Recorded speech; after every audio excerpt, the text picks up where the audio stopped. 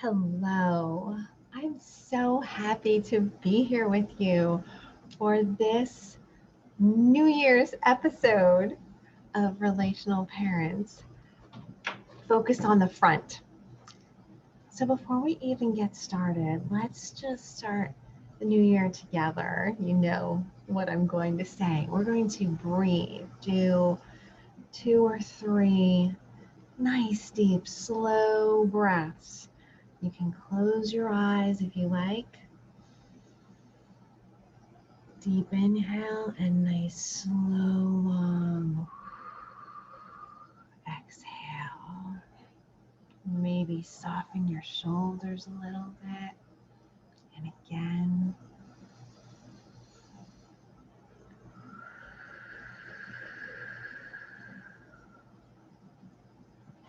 And you do one more while I tell you. Do a few more while I share with you what that actually does.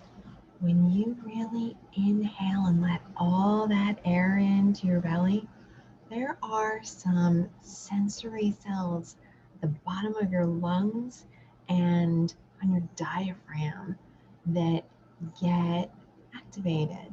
When those are activated, they send the message to your brain that you are safe and you relax a little bit more.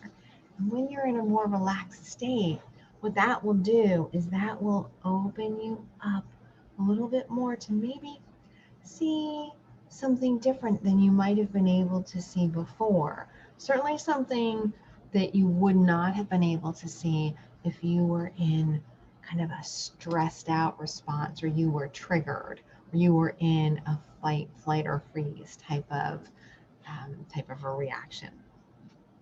So that said, I'm so happy to be here with you. Happy New Year. I wish you and your family all the best. And to that end, we're going to talk about something that is a topic I could talk for hours and share and go through so many different fun exercises. We're going to keep this a little bit more to the point, focus on the front. And you may have heard me talk about the front side and the back side. And if you take your hand, if you're just listening to me, take your hand and hold it in front of your face.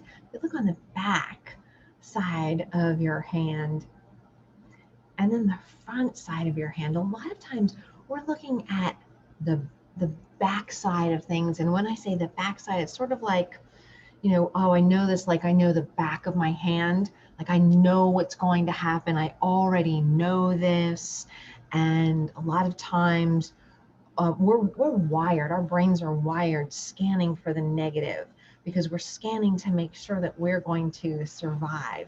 And if anything is on the horizon for us, literally back on the savannah, right, tens and hundreds of thousands of years ago, back on the horizon, if we saw something, that was a problem. So we're always scanning, we're looking for the negative. If we know something like the back of our hand, we kind of shut off possibility. And so this episode is all about possibility and opening to the possibility on the front of our hand. And when you think about it, when we go to have our palm read, right? They don't read the back of our hand, they read the front of our hand, they read the palm, and we look for guidance, and we're curious about possibilities that we might not have considered, right? So that's wonderful. So we pair that focus on the front, on the possibility, on the potentially positive things that we are not maybe aware of, with the fact that we're entering a new year, a new set of possibilities. We've heard about people, we have in the past made New Year's resolutions, we have set goals, we have articulated desires. That is all well and good. And maybe some of that has really worked for us. I don't think I was too old. I was a young teenager, maybe, when I looked around and year after year, I would see people around me and myself look in the mirror making resolutions. And then I couldn't remember what the resolution even was by the time March rolled around, let alone the next year, right? So I realized that that resolution, that kind of yes and no, all or nothing, black or white, extreme thinking wasn't really serving. And so, what to do, right? Well, I'm going to offer a few possibilities to you. I'm going to serve up a few possibilities, and you get to see what feels good to you. Where it feels good to take a step towards? And maybe it's none of this, okay? Maybe it's something totally different that you want to take a step towards. But let's be intentional about it and make a decision. And so, one possibility, I got an email the other day. Actually, it was from someone that I follow in business, and it was a wonderful email. It was all about being happy through a decision, and the decision that this woman made was to love what she has. Love what she has right in front of her, and not from the standpoint of, I love this so much, I want to freeze it in time, it's perfect. No, it's love what's in front of me from the standpoint of, this is what is presenting. I'm going to embrace it and enjoy it as much as I possibly can. And now I will share with you, I actually didn't plan on sharing this, but it's coming to me to share with you that this is, and this was really the first set of holidays that I did not get to spend with both of my parents, actually. My father is in a wonderful assisted living facility, but with the COVID situation where we are and where he is, they made the decision to give him a choice to say, hey, listen, you can go and visit your family, but if you do, please understand that to keep everyone else safe, you're going to need to self quarantine for 2 weeks. And that's a rough thing for anybody under any circumstances. But when you're self quarantining, and that means you're not going to be having any personal contact for 14 days, and you're more, obviously we're all more advanced in years than we ever have been, but that's just not a recipe for great health, for great psychological health, right? As well as anything else. So my dad wisely made the decision to stay put and have us, under the right conditions, kind of come to him and visit with him. And that was the way that we got to spend some time with him. So it wasn't in the traditional way. Now, there was a process that I went through. It was kind of like I mourned, the first Thanksgiving that I ever would be spending without, being in person with my dad at Thanksgiving dinner. And then I thought about this loving what is and loving what I have. And I realized I have had decades and decades of Thanksgiving dinners with dad. And so that's something to be grateful for all by itself, that maybe I didn't appreciate as fully until I was faced with not having it. So there it is. So I love what I have, the opportunity to visit him in a different way, to be grateful for everything that I've had in the past. And that's just one example. And the woman who wrote this actually was an expat, and she wasn't able to visit and be in person with her family of origin during the holidays for a number of years. So she talked about how technology had helped to bridge the gap, and with FaceTime and Zoom and all these different things. Love what you have. Find a way, right, to love what you have. And sometimes we need to massage ourselves to get to a spot where we can love what is presenting. We can do some deep breathing, right? We can ask some powerful questions. What is great about this? Where is the gift in this that I'm not yet seeing? We can ask that, and we can get still and listen for the answer. We don't have to come up with the answer. We can listen for it as it comes through us.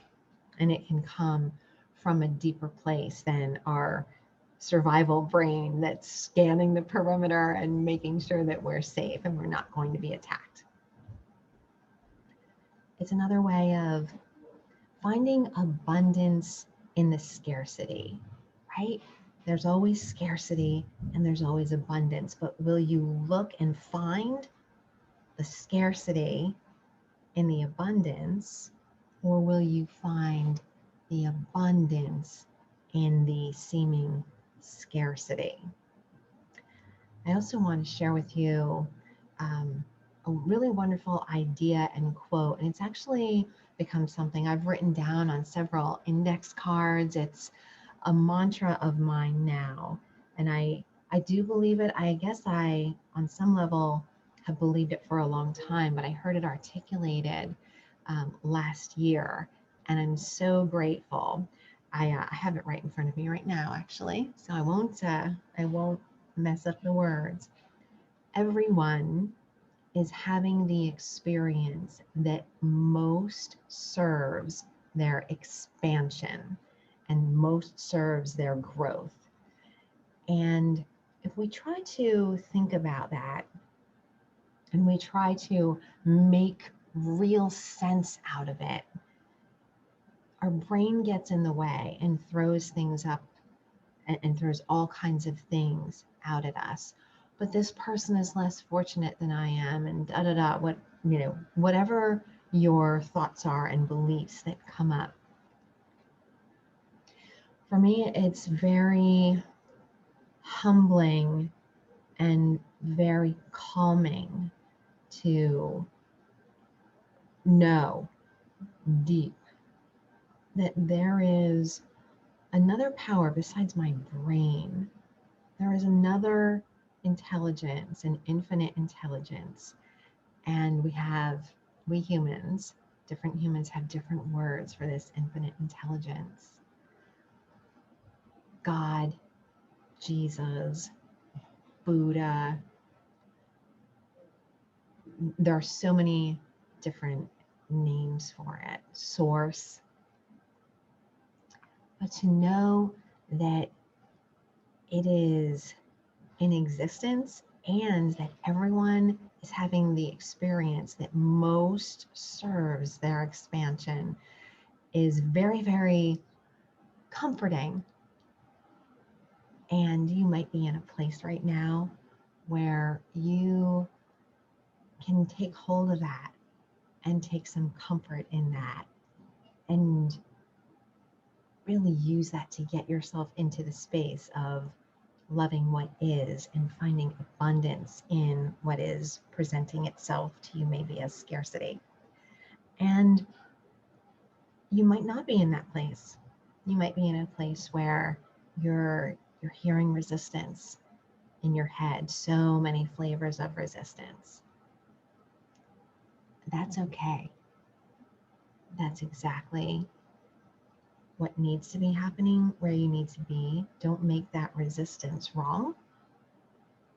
Listen to it, breathe with it, and see what comes up for you in the stillness.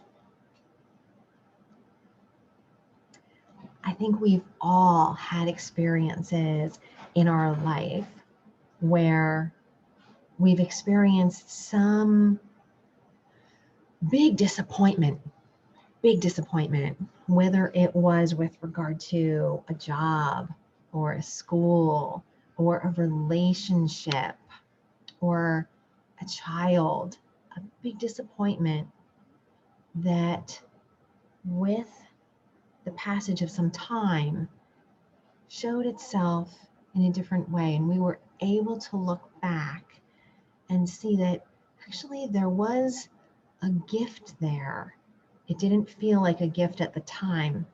There was a gift and there was a lesson that could be learned and brought forward to others that we would come into contact with in our lives.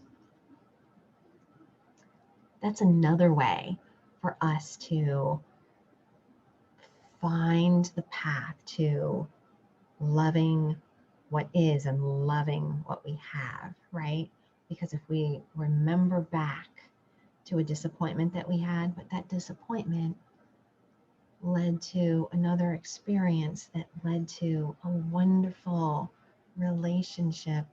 And without that disappointment, we might not have had that relationship that was so life-changing. See if you can look back and find something in your life that was disappointing or tragic, traumatic at the time, and see what good has been able to grow out of that. I am wishing you a very, very happy new year, and I look forward to stepping with you on this part of your journey. I also look forward to the next episode where I will see you. Take good care. Be well. Bye for now.